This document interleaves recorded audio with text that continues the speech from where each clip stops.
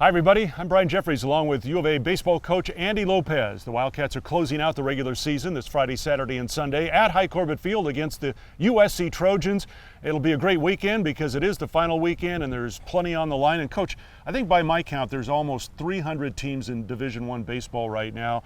Not many of them have a chance to go in their last weekend with so much at stake. Does that make it a more meaningful or more special weekend for your team? Yeah, I think so, Brian. You know, one of the things that we preach every year is that if the last 10 games have meaning, then it's a pretty good year. Now, you want to turn a pretty good year into a successful year and a really good year by getting hot at the right time. And this past weekend, obviously, we went up to Arizona State, won 2 out of 3 on the road, and that's going to bode well in terms of NCAA.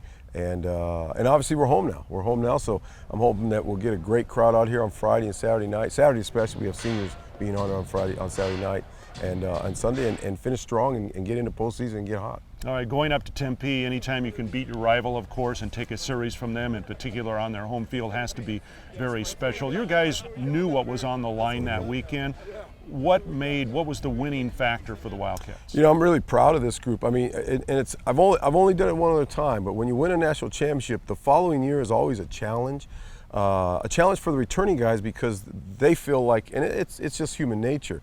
I guarantee that Johnny Fields and the Brandon Dixons and the Connor Wades feel like anything short of getting back to Omaha this year is going to be failure, and that's wrong. That's just not the way it should be. We want to get to Omaha every time we suit up at the beginning of the year, but that's the mentality of a young guy. And then the freshmen that came in, they feel the same thing. You know, hey, that team just won a national title, so we've got to get back to Omaha and defend that championship and all this. So there was some unseen things that were going on that I've experienced in '93 after a '92 national championship, and I'm really proud of these guys for what they've done. I mean, they've had their moments where they haven't played all that well, and our pitching's been up and down. But for the most part, for them to go into Tempe this past weekend, know that they had to win 2 out of 3, had to. They win one of those 3 games and come home with a series loss. It's over. I think it's over.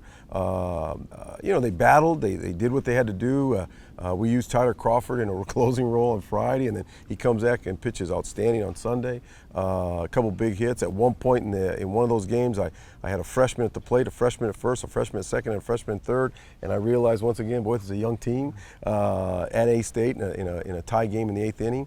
But all in all, they've done a good job. They really have. They've battled through some things, some inconsistencies. But when I look at it, again, we don't want to be here next year, without a doubt. We want to be in solid, playing for a conference championship. But with what we lost last year and what we have this year and some of the things we had to go through, I'm really pleased that this group has one more weekend in Tucson to kind of control their destiny. You talked about those young players and how many of them have played key roles on this year's team.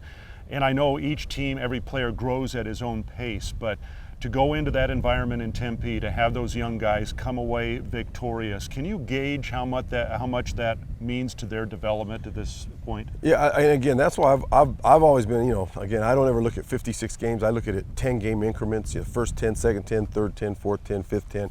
And as I say, if the last 10 have meaning, then you're doing okay. And you're doing okay not only in the present tense, but more importantly in the future tense.